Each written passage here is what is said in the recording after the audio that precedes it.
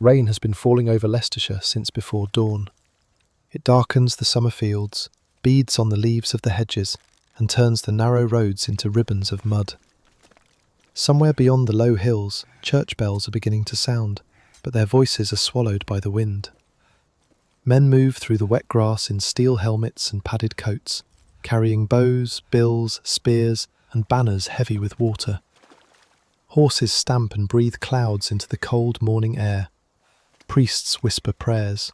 Captains shout orders. Noblemen study the distant line of an enemy army and wonder whether their allies will remain loyal when the killing begins. It is August 1485, and England has been trapped for decades in a struggle between rival branches of the royal family. Kings have been crowned, deposed, restored, and murdered. Great houses have risen and vanished. Fathers have fought sons. Brothers have turned against brothers. Children have inherited claims that could bring them a crown or a death sentence. On one side of the field stands Richard III, King of England, experienced in war and determined to defend a throne he has held for only 2 years. On the other stands Henry Tudor, a Welsh-born exile with a distant and disputed claim to the crown, returning from France with a small army and an enormous promise. If he wins, he will become king. If he loses, he will probably die before sunset. The fighting begins beneath a sky the colour of iron. Arrows rise and vanish into the rain. Men collide in the mud. Steel hooks tear riders from horses. Horses scream. Banners disappear into the crush. Richard sees Henry's standard in the distance and makes a desperate decision. Rather than wait for betrayal to close around him, he charges directly toward his rival. For a moment, history narrows to a few yards of trampled earth. Richard's household knights cut their way forward. Men fall beneath their horses. Henry is close enough to be seen. The king's attack nearly succeeds. Then the balance changes. The forces of Sir William Stanley enter the battle against Richard. The king is surrounded. His horse is lost. According to later tradition, he continues fighting on foot until he is struck down. By the end of the day, Richard III is dead, Henry Tudor has survived, and a crown supposedly found near a thorn bush is placed upon the victor's head. A dynasty has begun. Yet the Tudors do not rise from peace, certainty, or universal loyalty. They rise from mud, blood, fear, and a battlefield betrayal. That beginning will shape everything that follows. The Tudor dynasty will produce some of the most recognisable rulers in English history. It will transform the country's religion, government, culture, and relationship with the wider world. It will give England palaces, executions, royal marriages, religious rebellions, secret agents, magnificent portraits, burned heretics, ruined monasteries, theatrical masterpieces, and a national mythology that survives centuries after the last Tudor monarch is buried. But behind the gold, velvet, music, and ceremony lies a constant anxiety. The Tudors never forget that a crown can be taken. Henry Tudor enters London as Henry VII, but victory at Bosworth does not make him secure. His royal blood is not strong enough to silence every rival. His mother, Margaret Beaufort, descends from John of Gaunt, a son of Edward III, but the Beaufort line had once been excluded from succession. Henry's claim is legal enough to defend and weak enough to challenge. He understands that kingship is not simply inherited, it must be performed, it must be protected, and, when necessary, it must be enforced through fear. Henry dates his reign from the day before the Battle of Bosworth. It is a carefully calculated act. By declaring that he was already king when the battle began, he can treat those who fought against him as traitors, rather than loyal soldiers defending the crowned monarch. Law becomes another weapon of conquest.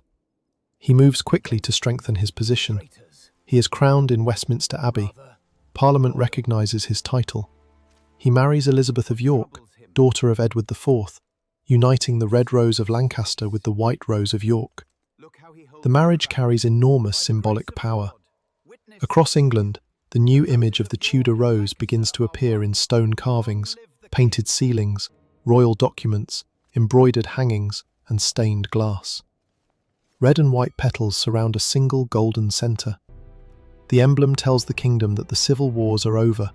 that rival bloodlines have been joined, and that the Tudors bring unity. Reality is more complicated. Old loyalties remain alive inside noble households. Yorkist blood still flows through men and women with better hereditary claims than the new king. Rumours move quickly between English castles and European courts. Exiles gather in Burgundy. Foreign rulers watch and wait. In royal palaces, guards stand at doors. Servants notice who speaks privately to whom. Messengers carry sealed letters through the night. The new king studies family trees as carefully as military maps. Henry VII is not the cold machine of legend, but he is cautious, watchful, and deeply conscious of danger. He has spent much of his life in exile, never certain when he might be captured or traded between political powers. He has learned that survival depends on patience, information, and control. His court is not yet the glittering world that will later surround his son. It is quieter, more disciplined, and often more tense. Henry enjoys ceremony, architecture, music, and fine possessions, but he also watches money closely. He rebuilds royal finances after years of war. Customs duties, feudal payments, fines, and legal obligations are pursued with increasing efficiency. This financial control reaches far beyond account books. Noblemen who once maintained private armies are forced to think carefully before challenging the crown. Bonds and recognizances require powerful families to promise vast sums for their future obedience. A lord may remain outwardly wealthy, surrounded by servants and tenants, yet know that a political mistake could destroy his inheritance. Two of the most feared administrators of this system are Richard Empson and Edmund Dudley. They search for unpaid obligations and enforce the king's financial rights. To Henry, they are useful servants of order. To many of his subjects, they become symbols of oppression. In noble dining halls, men lower their voices before mentioning their names. In merchant houses, families hide documents and calculate debts. At court, smiling faces conceal resentment. Henry's caution is justified by repeated threats. In 1487, a boy named Lambert Simnel is presented as Edward, Earl of Warwick, a Yorkist claimant who is actually imprisoned in the Tower of London. The impostor is crowned in Dublin and supported by rebels and foreign mercenaries. Henry defeats them at the Battle of Stoke Field, sometimes called the final battle of the Wars of the Roses. Simnel is not executed. The king recognizes that the boy is a tool rather than a true architect of rebellion. He is placed to work in the royal kitchens and later becomes a falconer. It is an act of calculated mercy. By sparing the boy, Henry shows confidence. By keeping him within the royal household, he turns a rival symbol into a servant. A more dangerous challenge comes from Perkin Warbeck, a young man who claims to be Richard of Shrewsbury, one of the princes believed to have disappeared inside the tower. Warbeck gains support across Europe. He is welcomed by Margaret of Burgundy, recognised by rulers, and used as a diplomatic weapon against Henry. For years he moves between courts, gathering promises, soldiers, and hope. To English Yorkists, he may be the lost prince returned. To Henry, he is a living threat to the entire Tudor state. Warbeck attempts invasions, joins unrest in Cornwall, and is eventually captured. At first, he is treated with surprising restraint. He appears at court under supervision, but after trying to escape, he is placed in the Tower. In 1499, he is executed. Soon afterward, the true Earl of Warwick, whose blood gives him a dangerous claim, is also put to death. The dynasty survives, but the cost is visible. A Tudor ruler cannot safely ignore royal blood. A child, a prisoner, a distant cousin, or a foreign-backed pretender may become the centre of rebellion. The throne is not protected merely by walls, it is protected by eliminating possibilities. While the king fights invisible wars of lineage and loyalty, ordinary England continues its daily labour. Farmers rise before sunrise. Women milk cows, brew ale, spin wool, care for children, and carry goods to market. Artisans work in smoky workshops. Merchants travel along rutted roads. Sailors unload wine, cloth, timber, salt, and spices beside crowded docks. In London, Bells mark the hours over streets packed with carts, animals, apprentices, beggars, priests, and traders. The capital is growing, but it is still small enough for royal events to reshape daily life. When the king enters the city, streets are decorated, pageants are constructed, guilds display their wealth. Crowds gather to see royal faces that most subjects know only from coins, proclamations, and church prayers. Kingship is distant and intimate at the same time. A peasant may never stand within a mile of the monarch, yet the king's wars can raise taxes, his laws can change inheritance, his marriage can determine the country's future, and his anger can destroy the local lord upon whom an entire village depends. Henry VII seeks alliances through the marriages of his children. His eldest son, Arthur, is named after the legendary British king. The choice is deliberate. The Tudors connect themselves not only to recent royal lines, but to ancient myth. Arthur is presented as the future of a restored and united kingdom. In 1501, the young prince marries Catherine of Aragon, daughter of Ferdinand of Aragon and Isabella of Castile. The marriage links England to one of Europe's rising powers. The ceremonies are magnificent. Catherine enters London through decorated streets. Tapestries cover walls, musicians play, noblemen wear costly fabrics. The bride and groom are surrounded by symbols of dynasty, fertility, alliance, and peace. Then, only months later, Arthur dies at Ludlow. The future collapses into uncertainty. Catherine becomes a teenage widow in a foreign country. Her financial position deteriorates as negotiations continue over whether she will marry Arthur's younger brother, Henry. Letters move between England and Spain. Payments are delayed. Servants struggle to maintain her household. A princess raised among the disciplined splendour of the Spanish court finds herself dependent on political decisions made by men who view her as an instrument of alliance. The younger Henry becomes heir to the throne. Unlike his father, he grows up within the security of the royal court. He is educated in languages, theology, music, poetry, hunting, warfare, and government. He is tall, athletic, intelligent, and charismatic. He dances well. He plays instruments. He writes songs. He enjoys argument and display. Those who see him as a young man describe a prince made for kingship. When Henry VII dies in 1509, his 17-year-old son becomes Henry VIII. The mood of the court changes almost immediately. The old king's caution gives way to youth, movement, colour, and spectacle. Prisoners are released. Celebrations begin. Empson and Dudley, hated agents of the previous financial regime, are arrested and later executed. The new king distances himself from his father's most unpopular methods. He marries Catherine of Aragon. At their joint coronation, London becomes a theatre of monarchy. Streets fill with processions. Cloth of gold gleams beneath the summer light. Fountains flow with wine. Crowds cheer a young royal couple who appear to offer everything the kingdom desires: strength, beauty, legitimacy, international alliance, and the promise of children. Henry VIII wants to be more than a king who balances accounts. He wants glory. He imagines himself as a warrior prince, a defender of the church, a patron of learning, a chivalric hero, and a ruler equal to the greatest monarchs of Europe. He sponsors tournaments in which armoured men charge one another beneath painted stands. He hunts for hours. He surrounds himself with young companions who share his appetite for competition and display. The court becomes one of the great engines of Tudor politics. It travels between palaces, consuming food, fuel, clothing, horses, and labour wherever it goes. Thousands of people may serve the royal household directly or indirectly. Cooks work over open fires in vast kitchens. Grooms clean stables. Laundresses boil linen. Pages carry messages. Gentlemen wait for access to the king. Women of noble birth serve the queen, sleep near her chambers, and become witnesses to the most private struggles of the dynasty. Every room has rank. Every doorway matters. A man permitted to hand the king his shirt may possess more practical influence than a nobleman standing outside the chamber. Access becomes power. A quiet word during dressing, hunting, or supper can shape policy.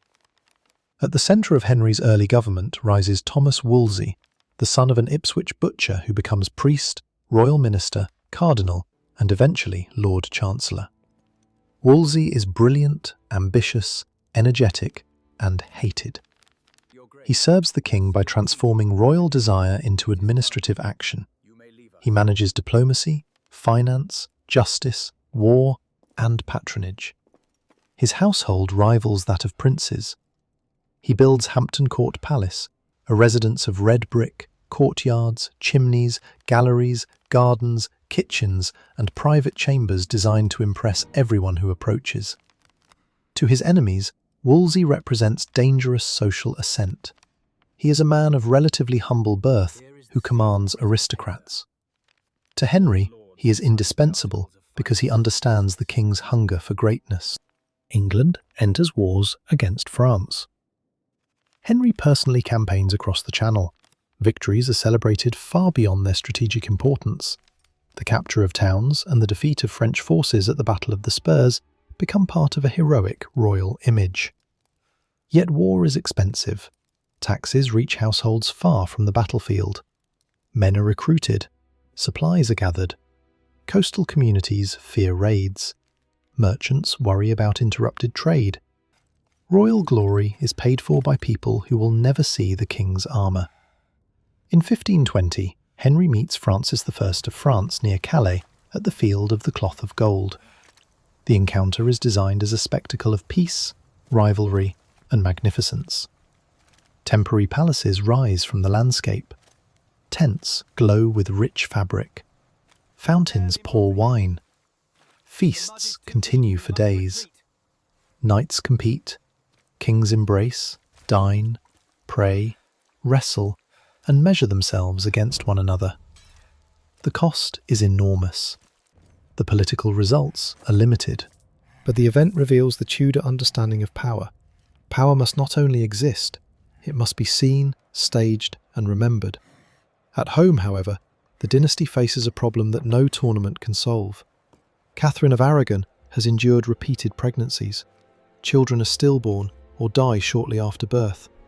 One son, Henry, Duke of Cornwall, survives for only weeks. The Queen grieves again and again under the eyes of a court that measures her body according to its ability to produce a male heir. In 1516, she gives birth to a healthy daughter, Mary. Mary is loved, educated, and treated as a royal child of great importance. But she is not the son Henry believes England requires. The king remembers the civil wars. He knows how disputed succession can tear a kingdom apart.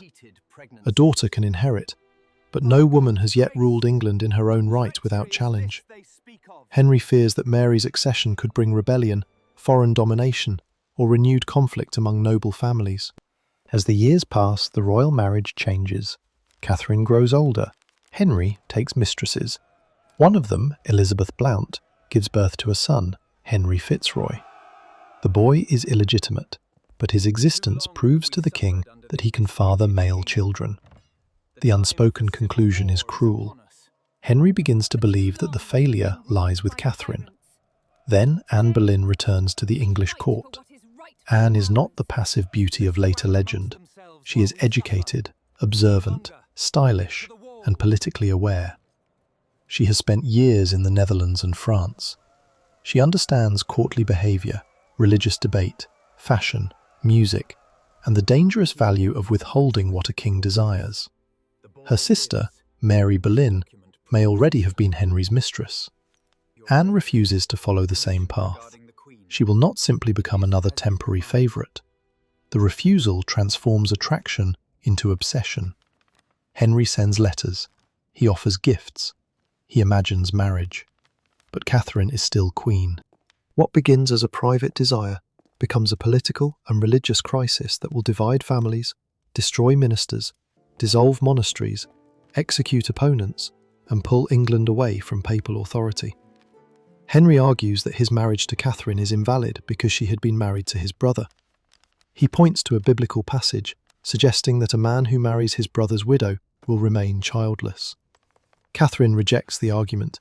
She insists that her marriage to Arthur was never consummated and that her marriage to Henry was lawful under a papal dispensation. For Catherine, this is not only a legal question, it is a defence of her honour, her daughter, her faith, and the meaning of decades spent as queen. She has ruled as regent while Henry campaigned abroad. She has addressed troops. She has supported learning and charity. She has endured pregnancies, grief, and public expectation. Now she is asked to accept that her entire marriage has been sinful. She refuses. The crisis becomes known as the King's Great Matter. Wolsey is ordered to secure an annulment. Under different circumstances, his influence in Rome might have been enough. But Catherine's nephew is Charles V, Holy Roman Emperor, one of the most powerful rulers in Europe. His troops have sacked Rome, and the Pope is in no position to offend him. Years pass. Henry's patience disappears. Anne's position remains uncertain. She is powerful enough to attract petitioners, but vulnerable enough to fear that the king may tire of waiting. Her family rises, her enemies multiply. Wolsey fails to obtain the annulment. Failure destroys him. In 1529, he loses office and property. Hampton Court passes to the king. Accused of acting against royal authority, Wolsey travels south to face judgment. He becomes ill and dies at Leicester Abbey in 1530. A man who dominated Europe's diplomacy ends his life in disgrace, far from the power he once controlled. The fall of Wolsey teaches everyone at court a lesson. No service is great enough to guarantee safety. New men rise to solve the king's problem. Among them is Thomas Cromwell, a blacksmith's son who has travelled, fought, traded, studied law, and served Wolsey. He understands finance, parliament, administration, and the possibilities hidden inside legal language. Cromwell helps develop a revolutionary solution. If the Pope will not grant Henry freedom, England will reduce the Pope's authority. The break with Rome does not happen in one dramatic moment. It unfolds through statutes, court decisions, clerical pressure, parliamentary acts, and carefully expanded claims of royal supremacy. The English clergy are accused of recognising foreign authority. They submit and pay. Appeals to Rome are restricted. The marriage to Catherine is declared invalid by an English ecclesiastical court under Thomas Cranmer, Archbishop of Canterbury. Henry marries Anne Boleyn. In 1533, Anne is crowned queen. The ceremony is magnificent, but beneath the gold lies danger. Crowds watch, some cheer, others remain silent. Catherine is still loved by many. Anne is blamed for religious change, political executions, and the humiliation of the former queen. Anne is already pregnant. The court waits for a boy. In September, she gives birth to a girl. The child is named Elizabeth. The birth is publicly celebrated, but private disappointment is impossible to hide. Announcements prepared for a prince must be altered. The dynasty has gained another daughter and still lacks the legitimate male heir Henry demands. The consequences of the royal marriage reach every parish in England. Priests are instructed to recognise the king as supreme head of the church in England. Royal titles change. Prayers change. Oaths are required. Those who refuse must choose between conscience and survival. Many accept the new order outwardly, whether from conviction, caution, or exhaustion. Others resist. Sir Thomas More, former Lord Chancellor, humanist scholar, and once a close companion of the king, refuses to swear the required oath acknowledging the succession and royal supremacy in the form demanded. He attempts silence. Silence does not save him. Imprisoned in the Tower, More is separated from his books, family, and public life. He writes with charcoal when ink is unavailable. He faces interrogation and legal pressure. In 1535, he is executed. Bishop John Fisher also refuses submission and is put to death. Their heads become warnings on London Bridge. People entering the city pass beneath the remains of men once respected across Europe.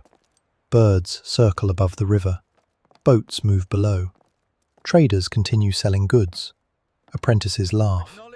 Life adapts itself around terror. The Tudor state does not need every subject to believe. It needs obedience to be visible. Meanwhile, Cromwell directs one of the greatest transfers of property in English history. Royal agents inspect monasteries, convents, and religious houses. Reports describe corruption, superstition, poor discipline, and financial wealth. Some accusations are genuine, others are exaggerated or designed to justify closure.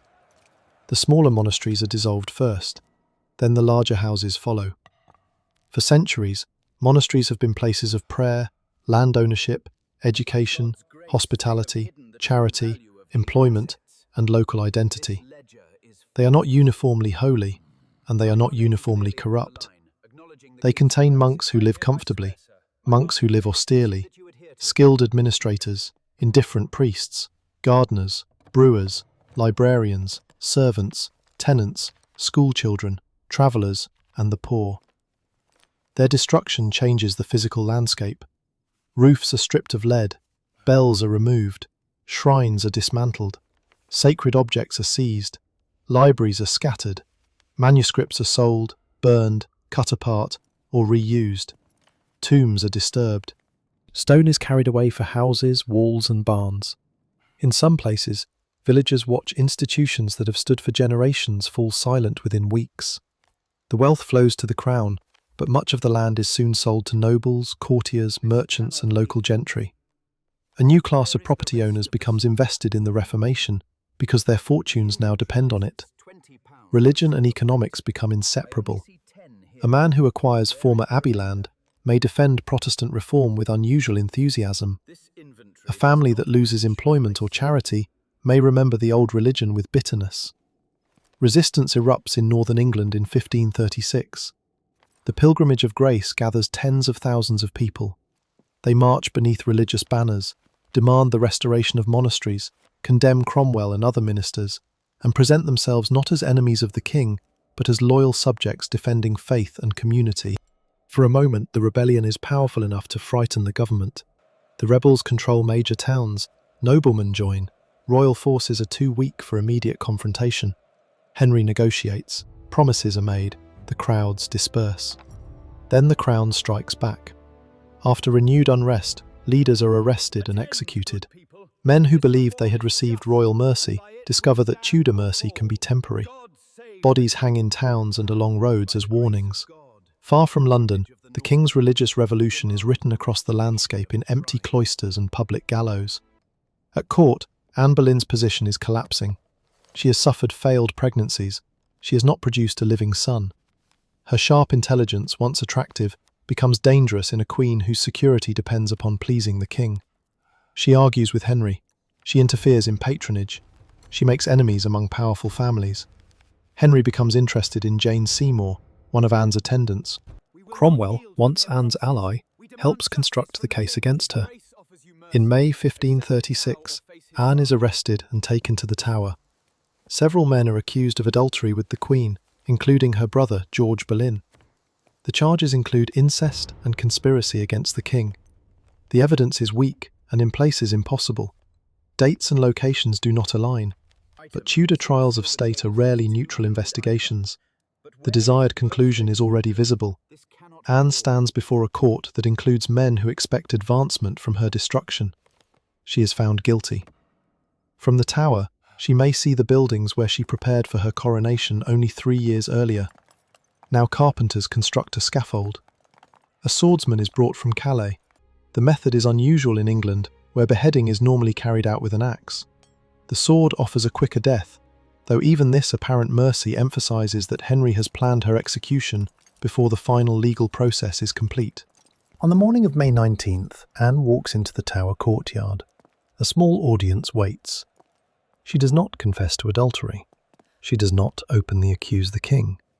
She speaks carefully, protecting her daughter and family from further revenge. She kneels.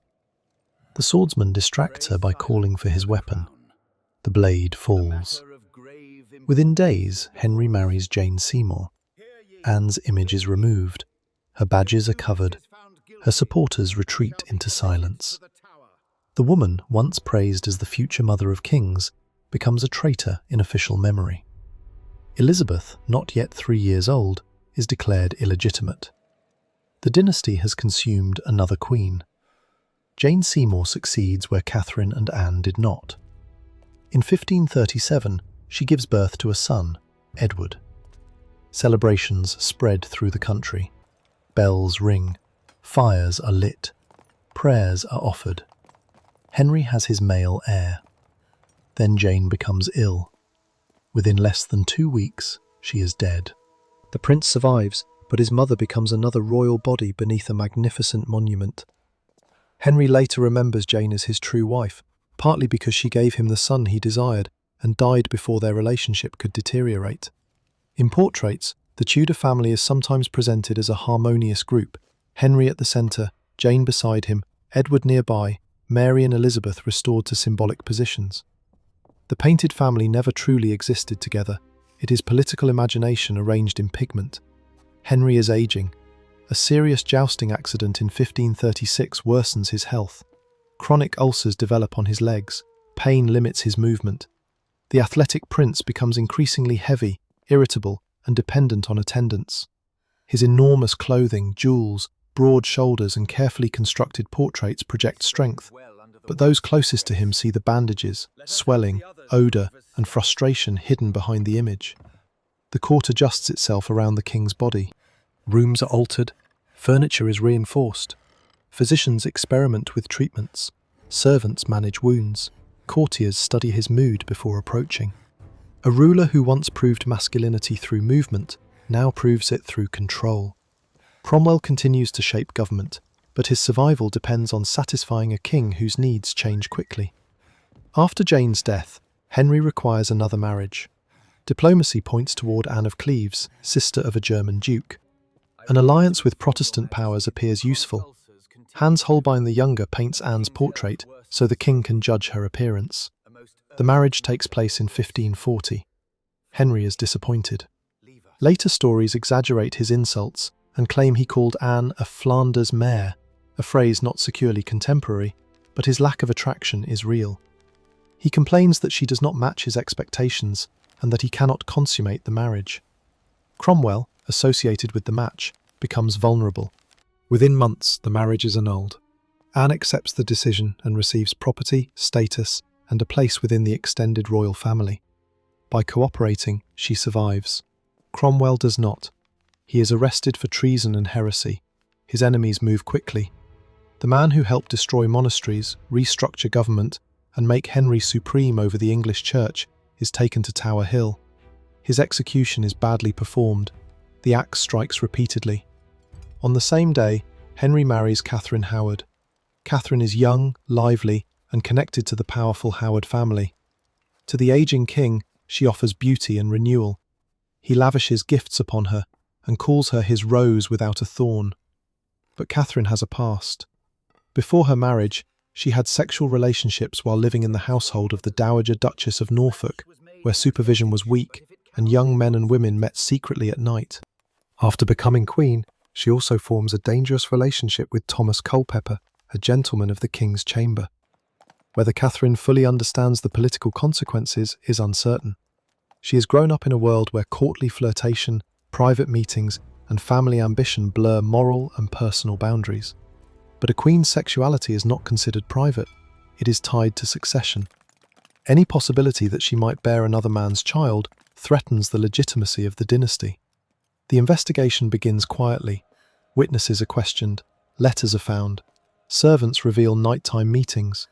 The palace becomes a trap of corridors, back stairs, locked doors, and remembered conversations.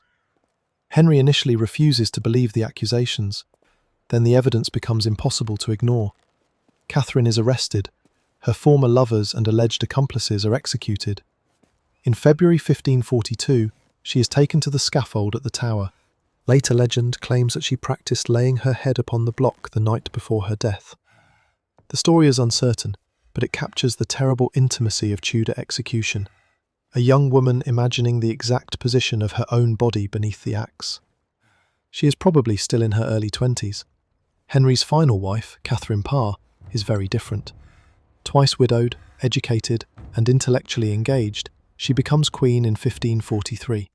She helps reunite Henry with Mary and Elizabeth and supports their restoration to the succession. She publishes religious works under her own name, an extraordinary act for an English queen. But learning itself is dangerous. Catherine's Protestant sympathies attract conservative enemies. They accuse her of challenging the king in theological debate. An arrest warrant is prepared. Catherine survives by presenting her arguments as the humble conversation of a wife seeking instruction from her husband. When officials arrive to arrest her, Henry rebukes them. She has understood the essential rule of Tudor survival. A queen may be intelligent, but she must allow the king to feel wiser. While court politics turn around marriage, religion, and access, ordinary people experience the Reformation in smaller, but no less profound ways. Inside parish churches, familiar images disappear. Saints are removed, shrines are destroyed, wall paintings are covered with whitewash. English Bibles appear. Priests who once celebrated traditional ceremonies learn new forms of worship. Altars change. Liturgical language changes. The meaning of death, prayer, salvation, and community is debated from pulpits and whispered over supper. Families divide. An older woman may hide a rosary in a chest while her son reads Protestant scripture. A priest may obey each new royal command while privately longing for the worship of his youth. A merchant may welcome reform because it weakens clerical privilege. A labourer may care less about doctrine than about the loss of a monastic kitchen that once provided food. The Tudor Reformation is not a single conversion. It is a long struggle in which official belief changes repeatedly and subjects learn that yesterday's orthodoxy may become tomorrow's treason. Henry VIII never becomes fully Protestant in doctrine. He rejects papal authority, but preserves many traditional beliefs. Under the Act of 6 Articles, denial of certain Catholic teachings can bring severe punishment. Protestants are burned for heresy, Catholics are hanged, drawn, and quartered for treason. The method of death depends upon how the state defines the offence. At Smithfield, crowds gather around stakes, wood is stacked, chains are fastened. Officials hope fire will destroy dangerous ideas along with the human body. At Tyburn, condemned traitors are dragged on hurdles through the streets. Vendors sell food. Spectators climb fences and roofs. The execution becomes public theatre, a lesson in obedience and an occasion for entertainment. The Tudors rule not only through law, but through spectacle. The royal body is displayed in coronations, progresses, tournaments, portraits, and funerals. The criminal body is displayed on scaffolds, gates, bridges, and city walls. One teaches loyalty, the other teaches fear. By the time Henry VIII dies in January 1547, he has ruled for nearly 38 years. He has married 6 times, broken with Rome, destroyed monasteries, executed ministers and queens, expanded royal administration, spent enormous sums on palaces and warships, and left the crown financially strained. His final campaign against France has brought limited glory at great cost. The famous warship Mary Rose has sunk in 1545 during an engagement in the Solent, taking hundreds of men with it. From the shore, the king may have heard the cries of sailors trapped beneath collapsing masts and heavy guns. The ship's loss reveals both Tudor ambition and Tudor vulnerability. England is building a stronger navy, investing in artillery, shipyards and coastal defence, but the sea does not respect royal image. Henry's own death is concealed briefly while ministers secure the transition. His body lies within the palace as government continues around it. The king who made his physical presence the centre of political life becomes, suddenly, an object to be managed. His 9-year-old son is proclaimed Edward VI. For the first time, the Tudor crown passes peacefully from father to legitimate son. Yet a child king cannot rule alone. Edward is intelligent, serious, and intensely Protestant. He keeps journals, studies theology, and views religious reform not as political convenience, but as divine duty. Government falls first under his uncle Edward Seymour, Duke of Somerset, who becomes Lord Protector. Somerset presents himself as a guardian of the young king and a champion of common people, but his rule is unstable. War with Scotland continues. England seeks to force a marriage between Edward and the young Mary, Queen of Scots, in a campaign later remembered as the Rough Wooing. Armies burn towns, abbeys and farms across southern Scotland. The goal is alliance. The method is destruction. In England, economic hardship deepens. Population growth, inflation, enclosure, unemployment, and changes in land use create anger. Landlords convert fields into sheep pasture. Common rights are restricted. Families who once depended on shared grazing or access to woodland find themselves pushed toward poverty. Religious reform accelerates. Images are removed more systematically. Chantries are dissolved. Clerical marriage is permitted. Services move toward English. The Book of Common Prayer introduces a new uniform liturgy. To reformers, these changes purify Christianity. To traditional believers, they tear sacred meaning from daily life. In 1549, rebellion erupts in the West Country after the introduction of the new prayer book. In Devon and Cornwall, where many people speak Cornish and understand little English, the new worship feels both religiously and culturally foreign. Rebels demand restoration of traditional practices. Government forces suppress them brutally. At the same time, thousands gather in Norfolk under Robert Kett, protesting enclosure and local corruption. They establish a camp near Norwich, hold courts, and issue demands that reveal organised political thought rather than simple chaos. The rebellion is defeated.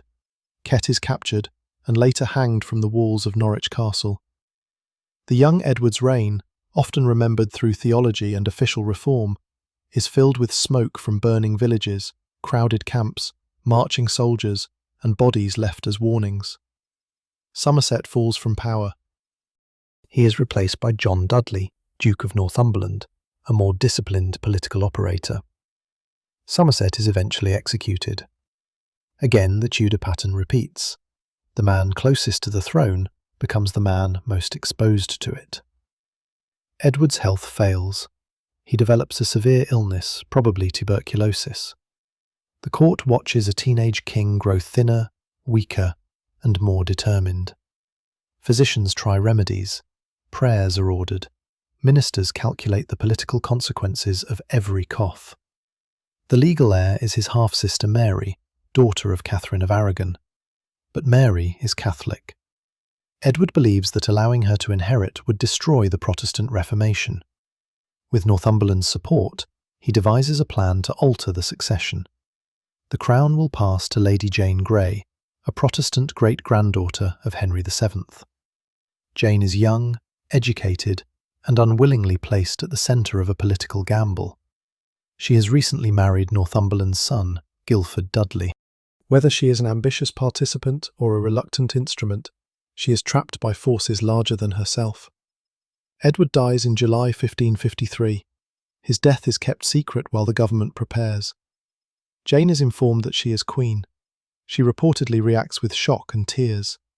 For 9 days, the machinery of monarchy attempts to move around her. Proclamations are issued, councillors gather, guards secure the tower. But Mary acts with speed and courage. She escapes immediate capture, travels into East Anglia, and calls supporters to her side. Nobles, local gentry, and ordinary subjects rally around the principle of legitimate succession. Many may prefer Catholicism. Others simply believe that Henry VIII's daughter has the lawful right to rule. Northumberland's support collapses. The same council that proclaimed Jane changes sides. Mary enters London to enormous celebration. For the first time, England has a crowned queen ruling in her own right. Jane is imprisoned in the Tower. At first, Mary appears willing to spare her. Jane is young and clearly used by others. Northumberland is executed, but Jane remains alive. Then politics closes around her again. Mary plans to marry Philip of Spain, son of Charles V. The match offers dynastic security and Catholic alliance, but many English subjects fear foreign influence. They imagine Spanish officials controlling the court, English soldiers dying in continental wars, and the country becoming a province of a wider empire. Rebellion breaks out under Thomas Wyatt in 1554. The rebels march toward London. Mary refuses to flee. She addresses citizens at the Guildhall, presenting herself as the legitimate mother of her people and declaring that she will share their danger. The city holds. Wyatt is defeated. The rebellion seals Jane Grey's fate. As long as she lives, she can be used as an alternative Protestant monarch. In February 1554, Jane is executed inside the Tower. Blindfolded, she reaches for the block and cannot immediately find it. "What shall I do? Where is it?" she is reported to have asked. A hand guides her. The axe falls. She is probably 16 or 17 years old. Her death becomes one of the most haunting images of Tudor politics. A highly educated young woman, queen for days, executed because her blood made her useful. Mary marries Philip. The ceremonies emphasise partnership, but the legal arrangements attempt to protect English independence. Philip is styled king, yet his authority is limited. He spends long periods away from England. Mary's deepest hope is for a child. In 1554, signs suggest pregnancy. Her abdomen swells. Court preparations begin. Letters announce expectations. A cradle is prepared. Celebrations wait. The due date passes. No child is born. The condition may have been a false pregnancy, perhaps related to illness. Whatever the cause, the emotional and political consequences are devastating. Mary has built policy around succession and Catholic restoration. Without an heir, the throne will eventually pass to Elizabeth, the Protestant daughter of Anne Boleyn. Mary restores papal authority and reverses many Edwardian reforms. Cardinal Reginald Pole returns to reconcile England with Rome. Traditional worship revives. Altars are rebuilt. Clerical marriages are attacked. Monastic life returns in limited form. Then the persecution begins. Protestants who refuse to recant are tried for heresy and burned. Around 300 people die in the Marian burnings, including bishops Hugh Latimer, Nicholas Ridley, and Thomas Cranmer. The executions are intended to restore religious unity. They create martyrs. Crowds watch men and women chained to stakes. Some recant under fear and later withdraw their recantations. Some cry out in agony. Others perform courage according to Protestant ideals, praying as flames rise. At Oxford, Latimer is said to encourage Ridley as the fire is lit, imagining that their deaths will become a light across England. The prophecy is shaped and magnified by later Protestant writers, especially John Foxe, whose Book of Martyrs will define Mary's reign for generations. Mary becomes Bloody Mary in national memory. The title simplifies a complex reign, ignores executions under other Tudors, and reflects the victory of Protestant historical storytelling. But the fires are real, and their political effect is disastrous. Religious execution does not produce the unity Mary wants. It teaches communities to remember names, places, words, and ashes. Mary's foreign policy brings another blow. England joins Philip's war against France. In 1558, Calais, England's last major possession on the French mainland, is lost. Calais has been English for more than 2 centuries. Its fall is both strategic and psychological. Merchants, soldiers, administrators, and families are displaced. The loss becomes a symbol of national humiliation. Mary is ill, childless, and increasingly isolated. Later tradition claims she said that when she died, Calais would be found written upon her heart. She dies in November 1558. Within hours, Cardinal Pole also dies. Elizabeth becomes queen. Church bells ring across England, bonfires are lit. Yet Elizabeth's survival has never been guaranteed. She is the daughter of an executed queen, declared illegitimate as a child, restored to the succession without fully resolving her legitimacy. She has lived through religious revolution, family suspicion, and imprisonment. During Mary's reign, Elizabeth was implicated in Wyatt's rebellion. She was taken to the Tower, entering through the same fortress where her mother had died. Rain fell as she arrived. Elizabeth protested that she was a true and loyal subject. She was eventually released, but the experience taught her what royal blood could mean under a frightened monarch. Now, at 25, she inherits the same dangerous throne. Her first public appearances are carefully staged. She presents herself as chosen by God, married to her kingdom, and protected by divine favour. At her coronation procession through London, she responds to speeches, receives gifts, smiles at children, and turns ceremony into political communication. Elizabeth understands performance instinctively. She also understands delay. Marriage proposals arrive from across Europe. A queen is expected to marry, produce heirs, and allow a husband some role in rule. But every candidate creates danger. An English husband could divide the nobility and become too powerful. A foreign husband could drag England into war or foreign control.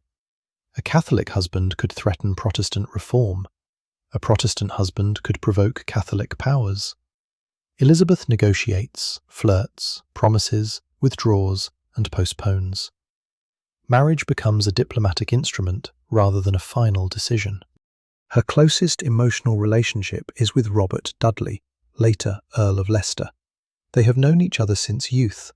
Dudley is charming, ambitious, and frequently at her side, but he is already married. In 1560, his wife, Amy Robsart, is found dead at the foot of a staircase with a broken neck. Suspicion spreads immediately. There is no proof that Dudley arranged her death, and an inquest rules it an accident, but scandal makes marriage to Elizabeth nearly impossible. Foreign ambassadors repeat rumours. Courtiers watch. The Queen's private affection becomes a matter of international politics. Elizabeth never marries. Instead, she builds an image of virginity, sacrifice, and national devotion. Over time, the Virgin Queen becomes more than a personal condition. It becomes a political cult. Portraits show her covered in pearls, symbols of purity. Her gowns widen into impossible geometry. Her skin appears pale and timeless. She holds rainbows, globes, fans, flowers, and symbols of empire. The aging human body disappears beneath an increasingly elaborate royal icon. But early in the reign, survival depends less on mythology than on practical government. Elizabeth works closely with William Cecil, later Lord Burleigh. Patient, methodical, and cautious, Cecil becomes the central architect of her administration. He studies finances, foreign threats, religious conflict, and succession. The religious settlement of 1559 restores royal supremacy and establishes a Protestant Church of England, but its language attempts limited flexibility. The monarch is called Supreme Governor rather than Supreme Head, a title designed in part to reduce objections. The new prayer book blends elements of earlier versions. Outward conformity is demanded. Inner belief is harder to measure. Many English Catholics continue attending parish services while maintaining traditional practices privately. Priests adapt. Communities negotiate. The government initially avoids the scale of persecution seen under Mary, but international events make tolerance increasingly difficult. In Scotland, Protestant nobles challenge the regency of Mary of Guise. England intervenes. French influence is pushed back. The Scottish Reformation transforms the Northern Kingdom. At its centre stands Mary, Queen of Scots. Mary is everything Elizabeth is not, and everything she might have been. She is a crowned queen by inheritance, raised in France, Catholic, widowed Queen of France, and a descendant of Henry VII through his daughter Margaret Tudor. To Catholics who reject Elizabeth's legitimacy, Mary has the stronger claim to the English throne. Her existence is a permanent challenge. Mary returns to Scotland in 1561 and attempts to rule a divided country. Her personal and political choices bring disaster. She marries Henry Stuart, Lord Darnley, another claimant with Tudor blood. Their marriage collapses into violence and contempt. Darnley participates in the murder of Mary's secretary David Rizzio, who is stabbed repeatedly in front of the pregnant queen. Months later, Darnley himself is killed after an explosion destroys the house where he is staying. His body is found outside, apparently strangled or suffocated rather than killed by the blast. Suspicion falls upon powerful nobles, particularly James Hepburn, Earl of Bothwell. Mary marries Bothwell. Whether she is coerced, complicit, desperate, or politically trapped remains debated. The marriage destroys her remaining support. She is forced to abdicate in favour of her infant son, James VI. In 1568, Mary escapes imprisonment and crosses into England, expecting help from Elizabeth. Instead, she becomes a prisoner for nearly 19 years. The problem is impossible. Elizabeth cannot safely restore Mary to Scotland, release her abroad, or openly execute an anointed queen. So Mary is moved between guarded residences, surrounded by servants, watched by officials, and cut off from political freedom. Her captivity is comfortable by ordinary standards and psychologically brutal. She has rooms, tapestries, embroidery, food, and attendants. She does not have liberty. She rides under supervision. Her letters are monitored. Her contacts are restricted. Her health declines. Around her grows a world of conspiracy. Catholic plots seek to free Mary, depose Elizabeth, invite foreign invasion, or assassinate the English Queen. Some are serious, others are exaggerated, infiltrated, or manipulated by government agents. The papal excommunication of Elizabeth in 1570 transforms the political atmosphere. The Pope declares her deposed and releases subjects from obedience. For English Catholics, this is disastrous. Loyalty to faith can now be interpreted as disloyalty to the state. The government increasingly treats missionary priests as agents of foreign power. Seminaries abroad train English Catholics to return secretly. Priests land on the coast in disguise, move between safe houses, celebrate Mass in hidden rooms, and rely on networks of families willing to risk imprisonment or death. Country houses develop priest holes, concealed spaces behind walls, beneath floors, and inside staircases.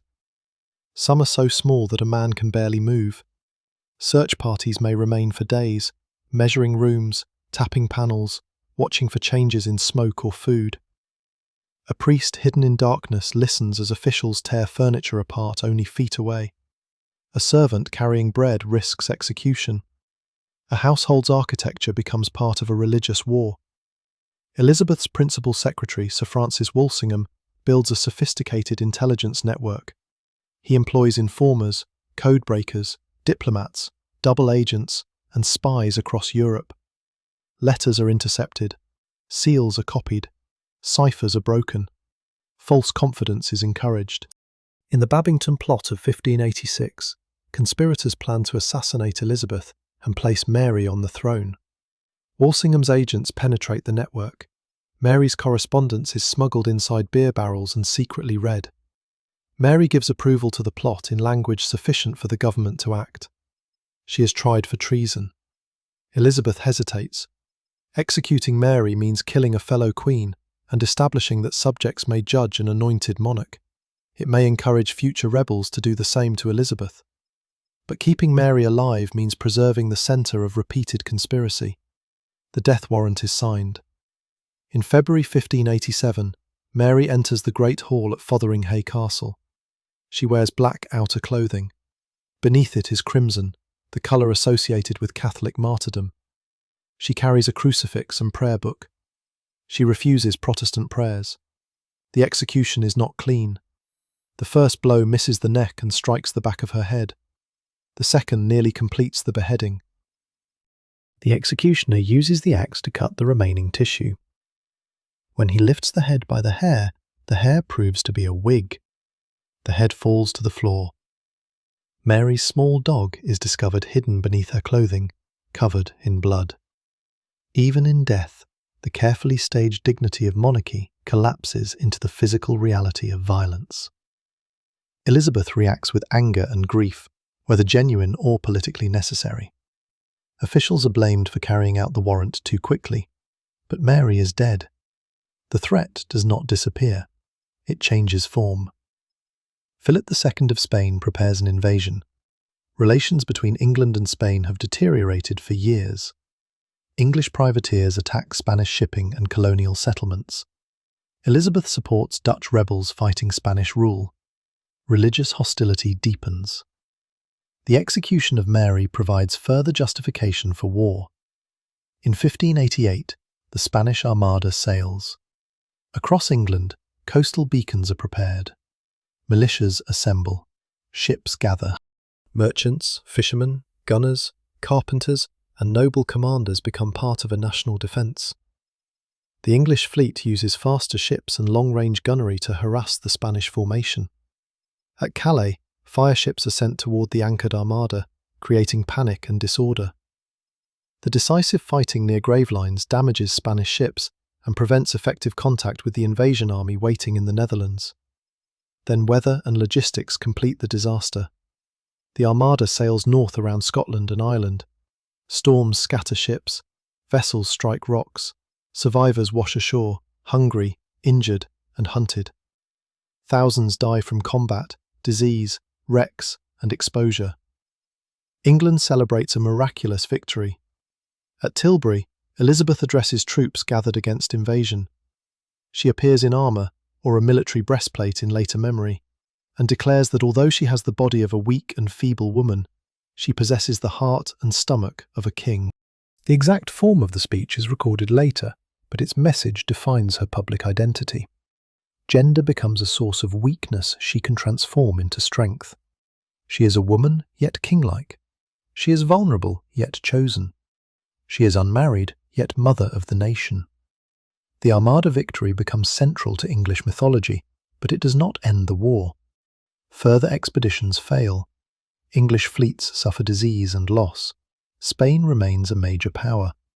The conflict continues for years. Victory, like royal portraiture, is enlarged by memory. Elizabethan England is often imagined as an age of confidence, exploration, poetry, and theatre. There is truth in that image. London's population grows rapidly. New theatres rise outside the city's formal jurisdiction. Audiences crowd into the theatre, the Rose, the Swan, and the Globe. Apprentices, merchants, nobles, labourers, foreigners, and thieves stand together beneath open roofs to watch histories, comedies, tragedies, and revenge dramas. William Shakespeare writes about kings who gain crowns through murder, rulers who mistake performance for loyalty, heirs destroyed by family ambition, and nations haunted by civil war. Tudor audiences recognise the danger.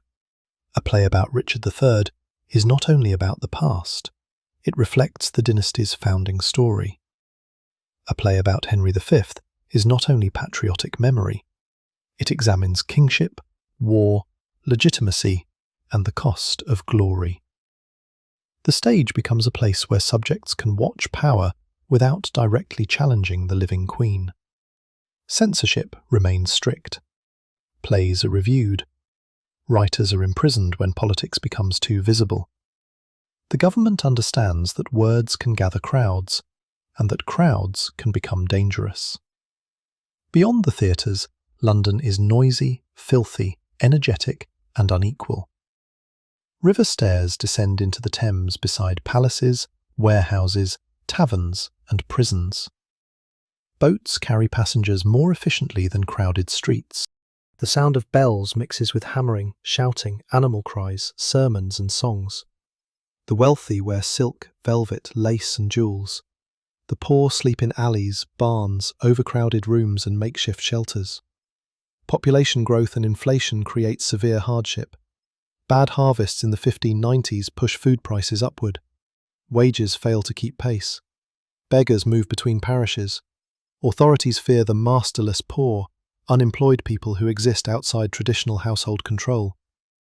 Laws distinguish between the deserving and undeserving poor. Some receive relief. Others are whipped, branded, or forced to return to their place of birth. The same age that produces court poetry also produces hunger. A royal progress may pass through decorated towns while local officials hide the sick and homeless from view. A noble banquet may serve peacock, venison, sugar sculptures, imported wine, and dozens of dishes, while labourers nearby survive on bread, ale, onions, and whatever grain remains affordable. The Tudor state becomes more capable of identifying, categorising, punishing, and taxing its population. Parish registers record baptisms, marriages, and burials. Officials count weapons, inspect musters, enforce religious attendance, investigate vagrancy, and collect subsidies. Government reaches farther into ordinary life, yet its power remains dependent on local cooperation. The Crown has no modern police force. It relies on justices of the peace, sheriffs, constables, parish officers, landlords, clergy, and informers. Law is negotiated through communities where everyone may know who hides a priest, who steals sheep, who avoids church, who fathers an illegitimate child, and who speaks too freely after drinking. Personal relationships become the hidden structure of government. So does fear. In Ireland, Tudor expansion takes a far more violent form. English authority has long been limited, especially beyond the Pale around Dublin. Tudor rulers attempt to impose greater control through surrender and re-grant, plantation, military conquest, religious reform, and cultural pressure. Resistance grows. Under Elizabeth, war intensifies against Gaelic lords and Old English families who reject central interference. Rebellions in Munster are suppressed with devastating force. Crops are destroyed, populations starve, land is confiscated and granted to English settlers. The 9 Years' War, led by Hugh O'Neill, Earl of Tyrone, becomes the greatest military crisis of Elizabeth's later reign. Irish forces defeat an English army at the Battle of the Yellow Ford in 1598. Rebellion spreads. England sends more troops and more money. The war is brutal. Garrisons burn grain, kill livestock, and target the material basis of resistance. Famine and disease follow armies. The Earl of Essex, one of Elizabeth's last great favourites, is sent to command in Ireland. Robert Devereux, Earl of Essex, is handsome, ambitious, theatrical, and impatient. He belongs to a younger generation that has grown up under Elizabeth and feels trapped by older counsellors. The Queen favours him, argues with him, forgives him, and repeatedly discovers that affection cannot guarantee obedience. In Ireland, Essex achieves little. He negotiates an unauthorised truce with O'Neill and returns to England without permission. He enters the Queen's private chamber before she is fully prepared to receive him, violating the careful ritual surrounding access to her body. For one shocking moment, the ageing Queen is seen without the full armour of royal presentation. Essex is disgraced. In 1601, he attempts to raise London against the government. He hopes the population will support him. The city does not rise. He is arrested, tried, and executed. The young favourite, who once seemed almost a son to the Queen, dies as a traitor. Elizabeth's final years are marked by war, financial strain, factional rivalry, and personal loss. Many of the companions of her youth are dead. Leicester is gone, Walsingham is gone. Cecil has died and been succeeded in influence by his son, Robert Cecil. The Queen continues to perform magnificence, but those near her see weariness. Her portraits remain youthful, her body does not. She has lost teeth. Eating becomes difficult. Her face is marked by age and cosmetics. She wears elaborate wigs, jewels and gowns that make movement itself a ceremony. The cult of the Virgin Queen becomes more intense as the human woman behind it becomes more fragile. Her refusal to name a successor creates tension. Everyone knows that James VI of Scotland, son of Mary, Queen of Scots, is the likely heir. Secret correspondence prepares the transition, but public discussion remains dangerous. In March 1603, Elizabeth becomes gravely ill at Richmond Palace. She refuses to go to bed for long periods, sitting or standing in silence. Perhaps she fears that lying down will mean surrender. Perhaps grief, age, illness, and political exhaustion have finally overcome the discipline that carried her through decades of danger. Courtiers wait nearby. Doctors offer treatment. Officials watch for signs that will determine the future of 3 kingdoms.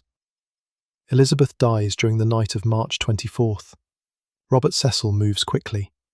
James VI of Scotland is proclaimed James I of England. The Tudor dynasty ends without battle. The family that began with Henry VII's uncertain victory at Bosworth leaves the crown to the son of the woman Elizabeth executed.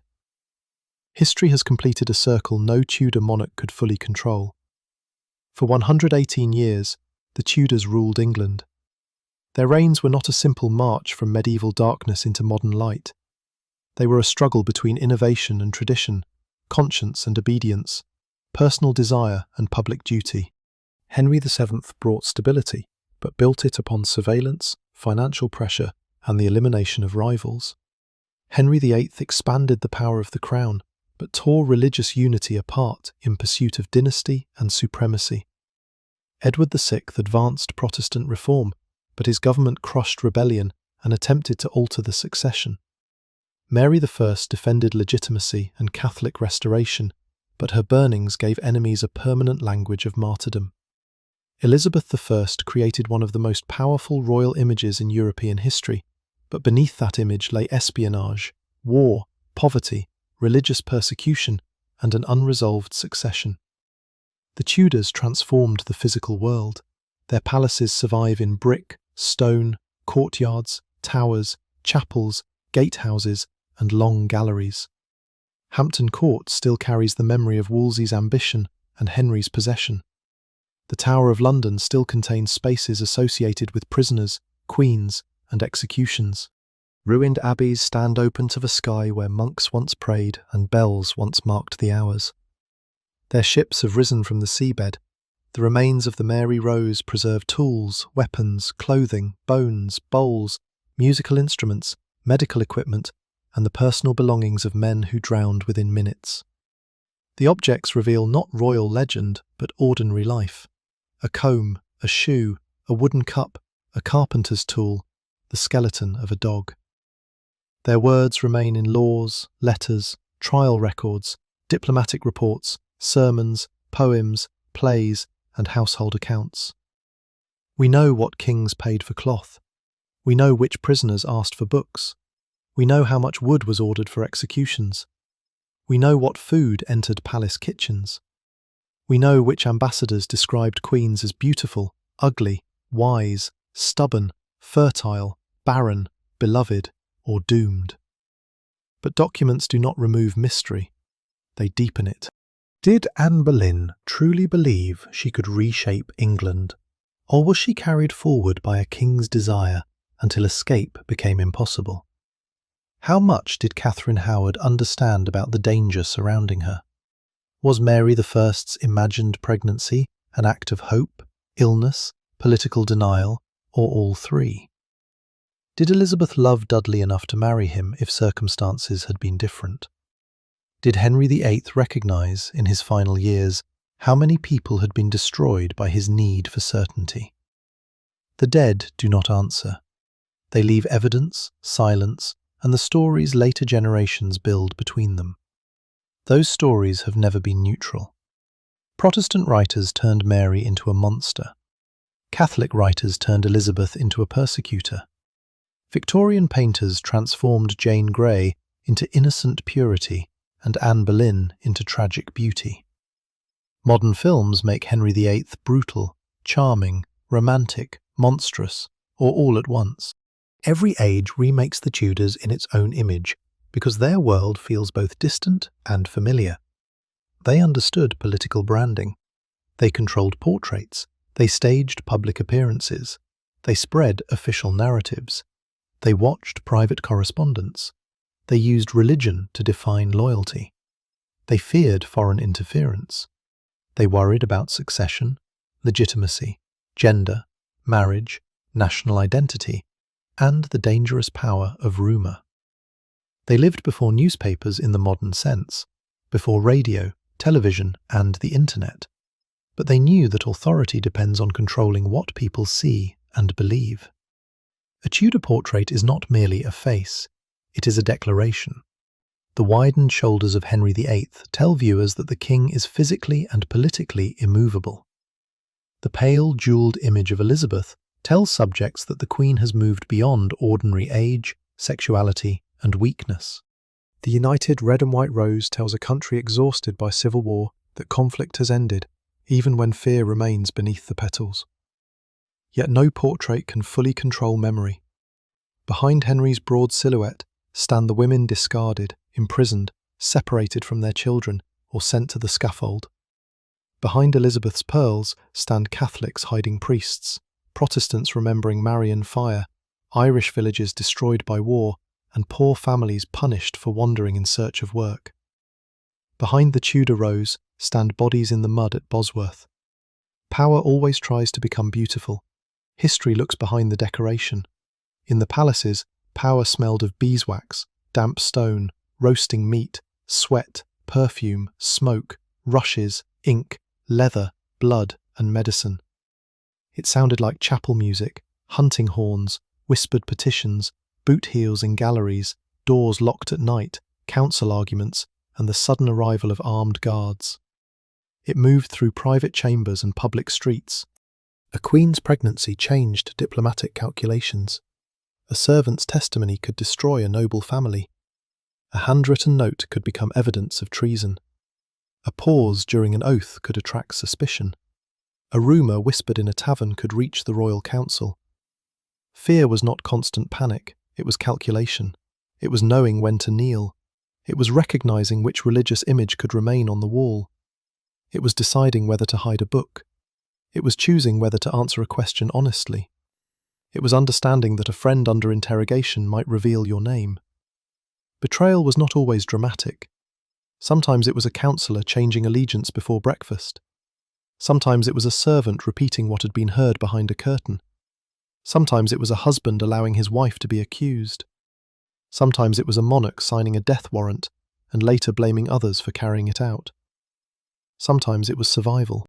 The Tudor court rewarded loyalty, but it also made loyalty almost impossible to define. To obey the Pope could be treason under Henry. To reject the Pope could be heresy under Mary.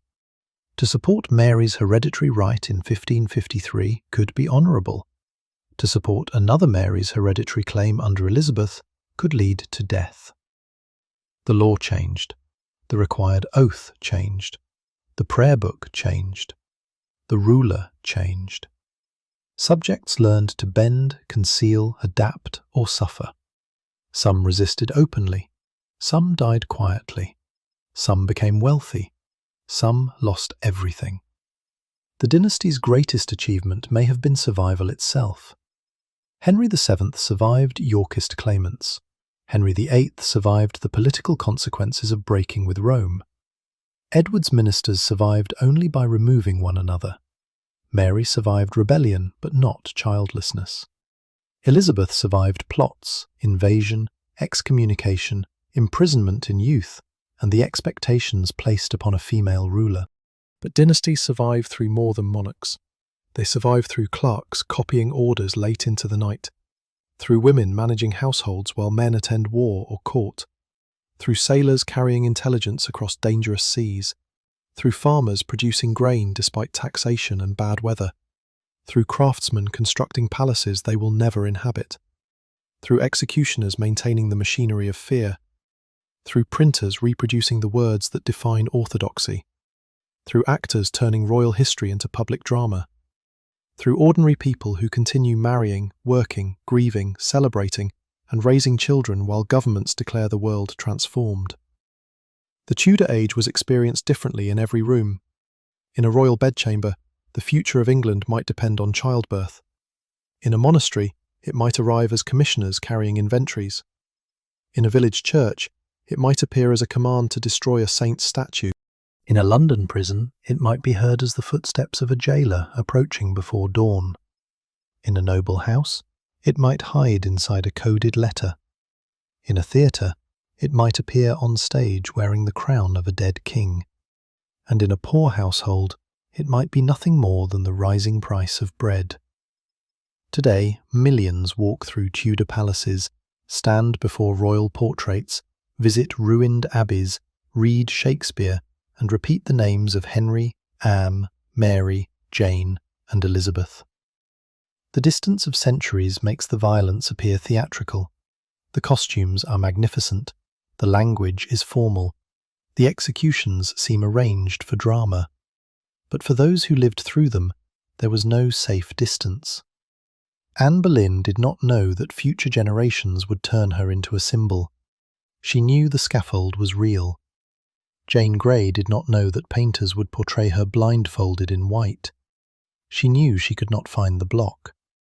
Mary Stuart did not know that her death would become legend. She knew the first blow had failed. The sailors aboard the Mary Rose did not know their possessions would be displayed in a museum. They knew water was entering the gun ports. The monks leaving dissolved abbeys did not know tourists would photograph the ruins. They knew their home had ended.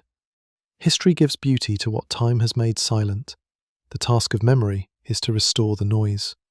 To hear the rain at Bosworth, to hear the axe strike wood, to hear church bells change meaning under each new ruler, to hear crowds cheering a coronation without knowing how the reign will end, to hear prisoners insisting on innocence, to hear councillors offering loyalty while preparing for the next monarch. The Tudor dynasty began with a man who crossed the sea to claim a crown, and ended with a woman who refused to name the person who would inherit it. Between them lay 5 reigns, 6 queens married to 1 king, 3 children of Henry VIII who each inherited the throne, two great religious reversals, countless conspiracies, and a country permanently altered. The Tudors did not create modern England by intention. They created it through conflict. By breaking with Rome, they strengthened the national monarchy while opening generations of religious struggle. By dissolving monasteries, they redistributed wealth and transformed land ownership, while destroying institutions that had shaped communities for centuries. By investing in ships and coastal defence, they helped develop the naval power later associated with Britain. By expanding administration and parliamentary legislation, they made government more intrusive, more organised, and more dependent on written authority. By encouraging education, translation, printing, music, portraiture, and theatre, they helped create a cultural legacy larger than the dynasty itself. And by obsessing over succession, they demonstrated that no ruler can fully control the future. Henry VIII sacrificed marriages, friendships, ministers, religious unity, and lives to secure a male heir. That son died at 15. Mary failed to produce a child. Elizabeth refused marriage and died without an heir. The Tudor bloodline ended, and the English crown passed to the Scottish descendants of Henry VIII's elder sister. The dynasty that feared rival blood was ultimately inherited through it. Perhaps that is the deepest Tudor contradiction. They built power through certainty, while living in a world where certainty was impossible. They demanded loyalty from subjects whose legal duties changed with every reign. They presented monarchy as sacred, while repeatedly altering the succession. They celebrated family, while destroying families. They used marriage as diplomacy and treated affection as danger. They sought religious unity and created division. They feared betrayal so intensely that fear itself produced betrayal. Yet their story endures because it is more than the history of kings and queens. It is the history of people trapped inside systems of power, trying to survive decisions made in rooms they could not enter. It is the history of image and reality. A rose covering a battlefield. A crown hiding insecurity. A wedding concealing negotiation. A portrait concealing disease. A prayer concealing doubt. A confession shaped by torture, fear, or hope. A public smile offered while private enemies wait nearby. The Tudors remind us that power is rarely as secure as it appears. The largest palace can be filled with suspicion. The strongest king can be ruled by fear of the future. The most celebrated queen can spend her final days surrounded by silence. The dynasty's banners no longer fly over armies. Its councillors no longer gather around candlelit tables. Its religious proclamations no longer arrive in every parish. But the structures it created remain around us. The ruins remain. The documents remain. The plays remain. The myths remain. And beneath all of them remains the same human question that haunted every Tudor ruler from Bosworth to Richmond. How much can a person sacrifice to keep power before power becomes the thing that destroys them? The Tudors answered again and again. They sacrificed rivals. They sacrificed friends. They sacrificed marriages, beliefs, communities, and truth. They built a dynasty magnificent enough to become legend and fearful enough to consume almost everyone who stood too close to its centre. Then, after 118 years of ceremony, conflict, prayer, espionage, love, and blood, the final Tudor queen closed her eyes. The crown remained. The dynasty was gone. They demanded loyalty from subjects whose legal duties changed with every reign. They presented monarchy as sacred, while repeatedly altering the succession. They celebrated family while destroying families. They used marriage as diplomacy and treated affection as danger. They sought religious unity and created division. They feared betrayal so intensely that fear itself produced betrayal. Yet their story endures because it is more than the history of kings and queens. It is the history of people trapped inside systems of power, trying to survive decisions made in rooms they could not enter. It is the history of image and reality. A rose covering a battlefield. A crown hiding insecurity. A wedding concealing negotiation. A portrait concealing disease. A prayer concealing doubt. A confession shaped by torture, fear, or hope. A public smile offered while private enemies wait nearby. The Tudors remind us that power is rarely as secure as it appears. The largest palace can be filled with suspicion. The strongest king can be ruled by fear of the future. The most celebrated queen can spend her final days surrounded by silence. The dynasty's banners no longer fly over armies. Its councillors no longer gather around candlelit tables. Its religious proclamations no longer arrive in every parish. But the structures it created remain around us. The ruins remain. The documents remain. The plays remain. The myths remain. And beneath all of them remains the same human question that haunted every Tudor ruler from Bosworth to Richmond. How much can a person sacrifice to keep power before power becomes the thing that destroys them? The Tudors answered again and again. They sacrificed rivals. They sacrificed friends. They sacrificed marriages, beliefs, communities, and truth. They built a dynasty magnificent enough to become legend and fearful enough to consume almost everyone who stood too close to its centre. Then, after 118 years of ceremony, conflict, prayer, espionage, love, and blood, the final Tudor queen closed her eyes. The crown remained.